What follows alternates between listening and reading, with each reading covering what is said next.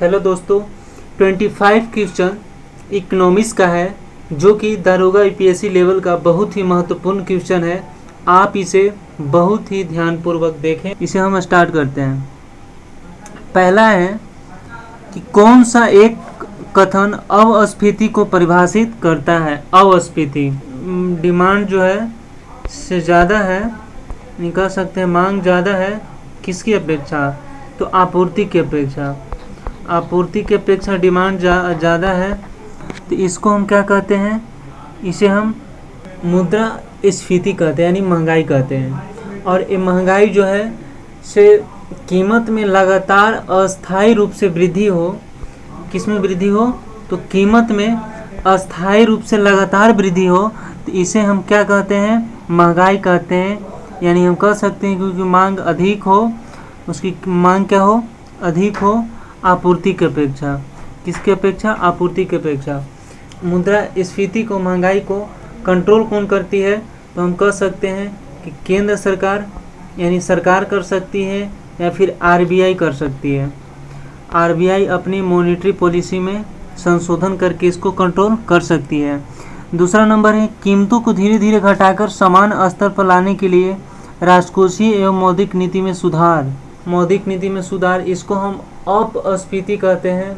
मुद्रा अपस्फीति यानी डिसइन्फ्लेशन, और इसको मुद्रा अपस्फीति यानी बहुत ज़्यादा मुद्रा का अपस्फीति बढ़ जाएगा, तो केंद्र सरकार और राज्य सरकार इसको अपना अपना पॉलिसी लाकर इसे कंट्रोल करेगी। मुद्रा अपस्फीति जो है कीमत घटाकर और राजकोषीय मौद्रिक नीति में सुधार करना। ये सरकार की जो नीति है उसको में सुधार करना, ठीक है, कीमतों को घटाकर। तीसरा नंबर सी नंबर है अर्थव्यवस्था में वस्तु एवं सेवाओं की आपूर्ति की अपेक्षा उनकी मांग में कमी। जितना आपूर्ति है उसके मांग में क्या है, कमी है। मांग में क्या है, कमी है। यानी आपूर्ति अधिक है और मांग कम है, तो इससे क्या होगी, मुद्रा की क्रय शक्ति बढ़ेगी, कीमत घटेगा, मुद्रा का संकुचन हो गया। यानी हम कह सकते हैं कि अपस्फीति की अवस्था बनेगी। इसलिए ऑप्शन क्या होगा दोस्तों, सी होगा। अर्थव्यवस्था में एक ही समय बेरोजगारी और मुद्रास्फीति दोनों एक साथ साथ होती है, इसको हम क्या कहते हैं, स्टैगफ्लेशन कहते हैं। इसको हम क्या कहते हैं, स्टैगफ्लेशन कहते हैं। नेक्स्ट नंबर 2 पे आते हैं। खाद्यान्नों के भंडार हेतु बफर स्टॉक की अवधारणा की शुरुआत किस पंचवर्षीय योजना के दौरान हुआ। जैसा कि आपको पता है कि भंडारण यानी बफर स्टॉक की अवधारणा की शुरुआत 1964 में किया गया था। 1964 में किया गया था। कौन किया था, एफसीआई यानी फूड कॉरपोरेशन ऑफ इंडिया। इसका काम क्या था, तो न्यूनतम मूल्य पर सामान को उपलब्ध कराना। न्यूनतम मूल्य पर सामान को उपलब्ध कराना।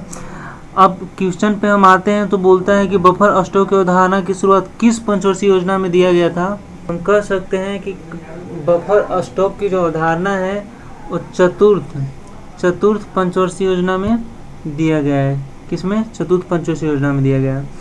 इस समय अनाजों का भंडारण जो है, इस समय हरित क्रांति की शुरुआत हुई थी जो कि 1966 से 69 में चला था, और ये योजना अवकाश के समय इसको चला था। योजना अवकाश के समय चला था। यानी हम कह सकते हैं कि जो खाद्यान्नों के भंडारण के लिए बफर स्टॉक की अवधारणा जो दिया गया है वो योजना अवकाश काल के समय दिया गया है। 3 नंबर क्या है दोस्तों, व्यापार चक्र के विभिन्न अवस्थाओं के दौरान उत्पन्न होने वाली बेरोजगारी को क्या कहते हैं। अदृश्य बेरोजगारी, संरचनात्मक बेरोजगारी, घर्षणात्मक बेरोजगारी, चक्रीय बेरोजगारी। क्या होगा दोस्तों, चक्रीय बेरोजगारी ही कहते हैं। क्या कहते हैं, चक्रीय बेरोजगारी कहते हैं। जैसे आपको पता है कि चक्रीय बेरोजगारी और घर्षणात्मक बेरोजगारी ये दोनों ही पूंजीवादी अर्थव्यवस्था का एक हिस्सा है। ये पूंजीवादी अर्थव्यवस्था का एक हिस्सा है। यानी हम कह सकते हैं कि पूंजीवादी लोग ऐसे अवस्था को कहते हैं। घर्षणात्मक बेरोजगारी, जैसा कि आपको पता है कि एक कंपनी से दूसरे कंपनी में हम ज्वाइन कर रहे हैं, उस दौरान जो समय लगता है 10 या 15 दिन का, उस समय हमें 10 या 15 दिन का जो हमें पेमेंट नहीं मिलता है, यानी जिस वो जो समय होता है उस स्थिति को हम घर्षणात्मक बेरोजगारी कहते हैं। यानी 15 दिन का जो समय है, मुझे इस ऑफिस में शिफ्ट होने में जो समय लगा, न कंपनी ए देगा ना वो सैलरी कंपनी बी देगा, उस स्थिति को घर्षणात्मक बेरोजगारी कहते हैं। और जो अदृश्य बेरोजगारी है दोस्तों, ये ग्रामीण स्तर पर देखने को मिलता है। ग्रामीण बेरोजगारी के प्रच्छन्न बेरोजगारी भी कहते हैं। भारत में गरीबी के स्तर का आकलन किस आधार पर किया जाता है? पहला है देश में स्थित मलिन बस्तियों की जनसंख्या के आधार पर, परिवार के औसत आय के आधार पर, परिवार के उपभोग व्यय के आधार पर। हम कह सकते हैं कि परिवार के उपभोग व्यय के आधार पर ही, कि परिवार लेवल पे ही होता है, यानी परिवार को उपभोग व्यय के आधार पे ही होता है इसका आकलन। 5वां नंबर आते हैं योजना आयोग के 65 वर्ष की इतिहास में। 65 वर्ष की इतिहास में कुल कितने योजना अवकाश रहे थे, बताएं दोस्तों। योजना अवकाश कितने रहे थे योजना अवकाश आयोग के 65 वर्षों के इतिहास में? तो हम कह सकते हैं कि पहले जो योजना अवकाश है 1966 से 69 था, 1966 से 69 था, जो कि हम पहले भी बता चुके हैं कि ये योजना अवकाश था। हरित क्रांति इस समय शुरुआत की गई थी। तो योजना अवकाश जो है पहला तो 1966 से 69 हो गया, ठीक है। दूसरा जो हो गया सो 1978 से 80 हो गया। तीसरा जो है 1990 से 92 हो गया, यानी हम कह सकते हैं 2, 4 और 3, 7। योजना अवकाश 7 वर्षों तक रहा दोस्तों। योजना अवकाश 7 वर्षों तक रहा है। योजना अवकाश कितने वर्ष तक रहा है? 7 वर्षों तक, लेकिन ऑप्शन के अकॉर्डिंग हम कह सकते हैं कि इसका ऑप्शन आंसर होगा 6 वर्ष। 6ठा नंबर आते हैं जैसे जैसे अर्थव्यवस्था का विकास होता है देश की जीडीपी में किस क्षेत्र का हिस्सा बढ़ता है? जैसे जैसे अर्थव्यवस्था का विकास होता है उस स्थिति में तृतीय क्षेत्र, यानी हम कह सकते हैं कि तृतीय क्षेत्र यानी सेवा क्षेत्र का जो हिस्सा है सो बढ़ता है। अब बताइएगा दोस्तों, बोलिएगा कि सेवा क्षेत्र का ही कैसे? जैसे प्राथमिक क्षेत्र में कृषि आता है, प्राथमिक क्षेत्र में कृषि हम बोल सकते हैं। द्वितीय में क्या आता है? उद्योग धंधे। तृतीय में क्या आता है? तो तृतीय क्षेत्र में आता है सेवा क्षेत्र। भारत में सबसे अधिक सेवा क्षेत्र का हिस्सा है। तो हम कह सकते हैं कि जो कृषि है प्राथमिक क्षेत्र, यानी हम कृषि प्राथमिक क्षेत्र में गन्ना का उत्पादन होगा। द्वितीय क्षेत्र में उद्योग कंपनी, यानी गन्ना कहाँ जाएगा? उद्योग में जाएगा। यानी कंपनी मिल भी हो सकती है, गन्ना का मिल हो सकती है, ठीक है। तृतीय क्षेत्र में यानी सेवा, जब मिल उल बैठ जाएगा तो उसके लिए उसमें सेवा देने के लिए तो मजदूर या फिर इंजीनियर की ज़रूरत पड़ेगी। तो हम कह सकते हैं कि ये एक दूसरे के ऊपर डिपेंड है। कैसे डिपेंड है? जब तक गन्ना नहीं होगा उद्योग कंपनी लगेगी नहीं लगेगी? क्यों लगेगी? जब गन्ना ही नहीं है तो से उद्योग लगाने से कोई मतलब नहीं है। जब उद्योग यानी जब फैक्ट्री ही नहीं रहेगी तो उसमें सेवा करने के लिए मजदूर होंगे? नहीं होंगे। ना उसमें मजदूर हो सकते हैं, ना उसमें इंजीनियर लोग जा सकते हैं। यानी हम कह सकते हैं कि तीनों जो है से एक दूसरे से संबंध रखता है। तो इसका जो आंसर होगा से 3 होगा, यानी तृतीय क्षेत्र का हिस्सा विकास के लिए बहुत ही महत्वपूर्ण है, ठीक है दोस्तों। तो गन्ना रहेगा ही नहीं, उद्योग धंधे रहेंगे तो क्या फिर इसका विकास हो पाएगा? नहीं हो पाएगा। उद्योग धंधे बैठे के बैठे रहेंगे, यानी बंद रहेंगे, बंद हो जाएंगे। नहीं भी है तो बंद हो जाएंगे, क्योंकि हमारा उत्पादन ही नहीं हो पा रहा है, कृषि नहीं हो पा रही है, ठीक है। 7 नंबर पे आते हैं दोस्तों। भारतीय लघु उद्योग विकास बैंक यानी SIDBI की स्थापना की गई। इसका स्थापना है जो कब की गई? इसकी स्थापना कब की गई बताइए दोस्तों। इसका जो स्थापना है 2 अप्रैल 1990 को किया गया था, ठीक है। 8 नंबर 2008 में शुरू की गई मेगा फूड पार्क योजना का मुख्य उद्देश्य है कृषि उत्पादन के निर्यात को बढ़ावा देना, खाद्य प्रसंस्करण उद्योगों के विकास को प्रोत्साहन करना, कृषि उत्पाद के बफर स्टॉक को समाप्त करना, सार्वजनिक वितरण प्रणाली में सुधार लाना। तो इसका आंसर क्या होगा दोस्तों? खाद्य प्रसंस्करण उद्योगों के विकास को प्रोत्साहन करना, यानी खाद्य प्रसंस्करण उद्योगों के विकास के लिए। अब इसका विकास कैसे होगा? मेगा फूड पार्क का उत्पादन योजना का उद्देश्य क्या है? खाद्य प्रसंस्करण उद्योगों के विकास को प्रोत्साहन करना।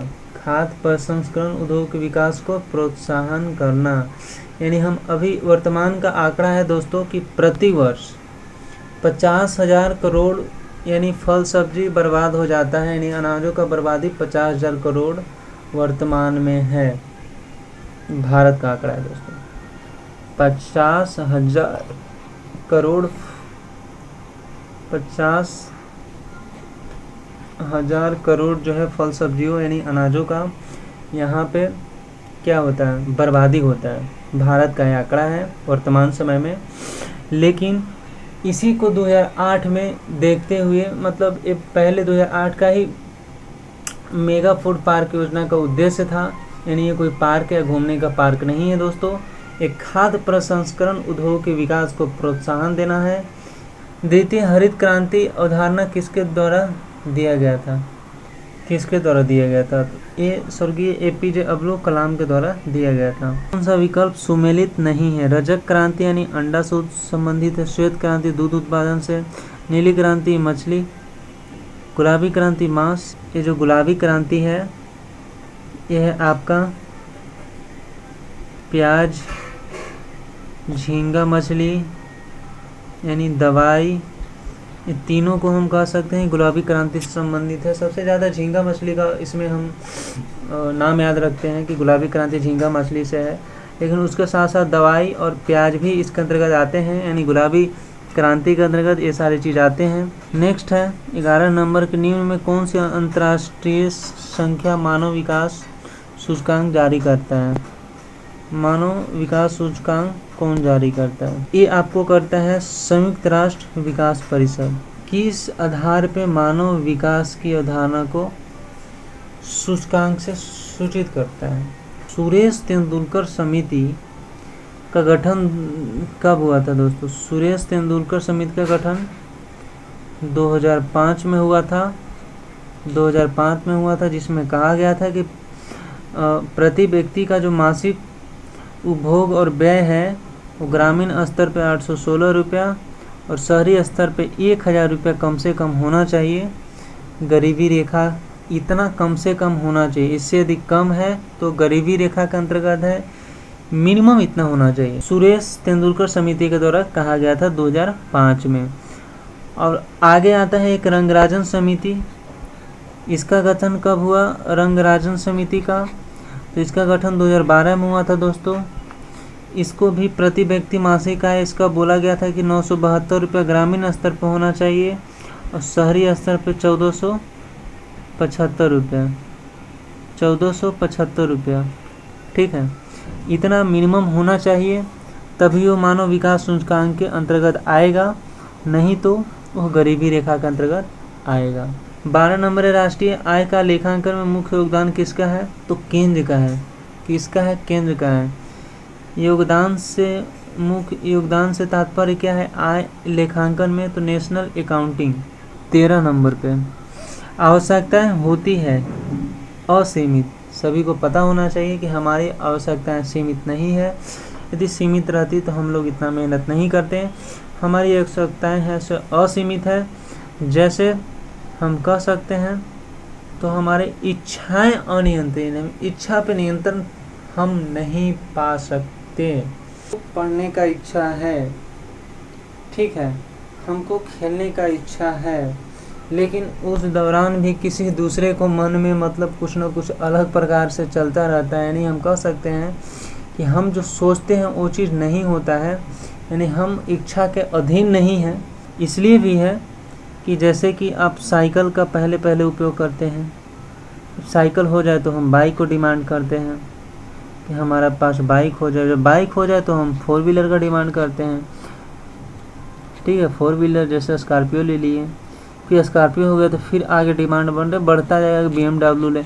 मतलब क्या दोस्तों? असीमित है। नेक्स्ट है 14 नंबर, कौन सा एक व्यष्टि अर्थशास्त्र यानी माइक्रो इकोनॉमी के अध्ययन का क्षेत्र है? राष्ट्रीय आय, बेरोजगारी, वस्तु का कीमत निर्धारण, कुल मांग। तो इसका जो आंसर होगा दोस्तों वस्तु का कीमत निर्धारण। जैसे आपको पता है कि ये दो माइक्रो इकोनॉमिक्स का जो है 2 पार्ट में रेगनर फिश दोस्तों रेगनर फिश ने 2 पार्ट में बांटा था। एक माइक्रो एक हो गया मैक्रो। माइक्रो में व्यष्टि अर्थशास्त्र, मैक्रो में समष्टि अर्थशास्त्र। ठीक है, तो इसमें माइक्रो में कहा गया है कि एक व्यक्ति फॉर्म या व्यक्तिगत फॉर्म को चला सकता है, यानी इसको अध्ययन कर सकते हैं, यानी एक व्यक्ति कीमत का इसको निर्धारण कर सकते हैं। फॉर्म एक कर लिए तो उसकी कीमत को निर्धारण हम कर सकते हैं, किसी एक वस्तु का कीमत का निर्धारण कर सकते हैं। लेकिन समष्टि में दोस्तों पूरी अर्थव्यवस्था के आर्थिक क्रिया के आधार पे हम अध्ययन किया जाता है। ठीक है, पूरी अर्थव्यवस्था के आधार पर अध्ययन किया जाता है, लेकिन माइक्रो में ऐसा नहीं होता है। इसलिए हम कह सकते हैं कि माइक्रो का जो क्षेत्र है वस्तु का कीमत का निर्धारण करना, यानी इसको कीमत को हम निर्धारण कर सकते हैं माइक्रो को, लेकिन मैक्रो का कीमत का निर्धारण समष्टि अर्थव्यवस्था के कीमत का निर्धारण हम नहीं कर सकते हैं दोस्तों। ठीक है, 15 नंबर, कौन सा एक मिश्रित अर्थव्यवस्था के लक्षण नहीं है? निजी तथा सार्वजनिक क्षेत्रों का सह अस्तित्व। मिश्रित अर्थव्यवस्था है दोस्तों जहाँ 2 लोगों का हो गया। ठीक है, 2 लोगों का, जैसे निजी और सार्वजनिक क्षेत्र का दोनों का सह अस्तित्व है, ये मिश्रित अर्थव्यवस्था का लक्षण है। लेकिन जो क्वेश्चन पूछा है दोस्तों, पूछा है कौन सा नहीं है? योजनात्मक अर्थव्यवस्था व सरकारी नियंत्रण, कि इसमें भी सरकारी और योजनात्मक दोनों का काम हो रहा है, ये भी नहीं होगा। पूर्ण रूप से सामाजिक कल्याण का लक्ष्य नहीं, किसी एक विशेष का लक्ष्य का निर्धारण इसमें नहीं हो सकता है मिश्रित अर्थव्यवस्था में। ठीक है, विनियमित कीमत संयंत्र, हाँ विनियमित, इसमें नियमित नहीं किया जा सकता है कीमत को।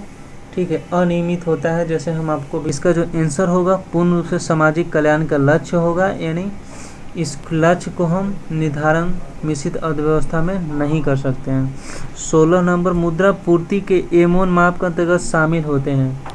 एमोन प्लस डाकघर, कि एमोन प्लस डाकघर जो बचत खाता है वो M2 होता है, और एमोन प्लस कुल सावधिक जमा है फिक्स्ड डिपॉजिट M3 होता है, और M3 प्लस डाकघर की कुल जमा M4 होता है। यानी इसका जो आंसर होगा एमोन माप की पूर्ति के अंतर्गत जो शामिल है वो क्या है दोस्तों? तो जनता के पास करेंसी, जनता के पास करेंसी, यानी कह सकते हैं कि डाकघर के बचत खातों का जमा। नेक्स्ट है 17 नंबर, केंद्रीय बैंक भारतीय रिजर्व बैंक निम्नलिखित में कौन सा कार्य नहीं करती है? शोधन गृह के रूप में कार्य करना, नहीं, गृह के रूप में थोड़ी कार्य करेगा। अंतिम ऋणदाता के रूप में कार्य करना, ये भी नहीं होगा दोस्तों। सरकारी बैंकों के रूप में कार्य करना, अंतिम ऋणदाता के रूप में कार्य करना है। समाशोधन गृह के रूप में कार्य करना, यानी संशोधन भी उसमें कर सकता है, भी कार्य है। लेकिन जनता का जमा पर ब्याज देना ये जो कार्य नहीं है, तो इसका आंसर होगा ए। नेक्स्ट 18 नंबर, भारत का वित्तीय वर्ष जैसा कि पता है आपको 1 अप्रैल से 31 मार्च तक होता है। 1 अप्रैल से 31 मार्च तक हमारा वित्तीय वर्ष होता है। नेक्स्ट है कि गैर बैंकिंग इकाइयों के महास्वामित्व में संचालित होने वाले ATM को क्या कहा जाता है? इसको कहा जाता है white level ATM, white level ATM। Next है गिल्ड एंड बाजार का संबंध क्या किससे है? गिल्ड एंड बाजार का संबंध किससे है? तो हम कह सकते हैं सरकारी प्रतिभूतियों के बाजार से है। सरकारी प्रतिभूति जैसे होता है शेयर से है, सरकारी प्रतिभूति का अर्थ है शेयर से। जैसे LIC का शेयर या RBI की तरफ से प्रतिभूति जारी किया जाएगा खरीद बिक्री का, तो उसको कौन लेता है? LIC। तो कहीं ना कहीं ये शेयर से संबंधित है, गिल्ड बाजार का संबंध। नेक्स्ट है 21 नंबर, सरकारी व्यय को नियंत्रित करने वाला प्राधिकरण है। तो सरकारी व्यय को यानी खर्च को नियंत्रित करने वाला प्राधिकरण है दोस्तों वित्त आयोग, वित्त आयोग। ठीक है, नेक्स्ट है वस्तु एवं GST का तहत ई-वे बिल की शुरुआत कब की गई है? तो इसका आंसर होगा दोस्तों 1 अप्रैल 2018 को किया गया है। निम्न में से कौन अप्रत्यक्ष कर के उदाहरण है? सीमा शुल्क, उत्पाद शुल्क, सेवा कर। ये अप्रत्यक्ष कर है, अप्रत्यक्ष यानी इनडायरेक्ट। भारत में सर्व शिक्षा अभियान का प्रारंभ हुआ था। सर्व शिक्षा का अभियान का शुरुआत 2001 में हुआ था। ठीक है दोस्तों। इस नंबर क्या बोलता है कि संतुलन बिंदु वह बिंदु है जिस पर मांग तथा पूर्ति की शक्तियाँ क्या होती है? मांग तथा पूर्ति की जो शक्तियाँ हैं वो क्या होगी? बराबर होगी दोस्तों। क्या होगी? बराबर होगी। हम यहाँ पे एक वह कर लेते हैं और डिमांड हम क्या लगते हैं कि डिमांड हम जब इतना रखते हैं, सपोज डिमांड हमारा P इतना है तो मांग भी हमारा क्या रहेगा? इतना ही रहेगा। यानी इसका एकदम बिल्कुल बिल्कुल सीधा जाएगा। ठीक है दोस्तों। यदि आपका मांग यदि इतना भी कर दीजिएगा, ठीक है, तो बिल्कुल एकदम सीधा जाएगा वक्र, यानी डिमांड भी आपका बराबर होगा। यानी कह सकते हैं कि बिल्कुल एक सीध में जाएगा। इस स्थिति को हम क्या कहते हैं? संतुलन बिंदु स्थिति कहते हैं। ठीक है। ये रहा दोस्तों 25 क्वेश्चन। कैसा लगा आपको अब बताएं।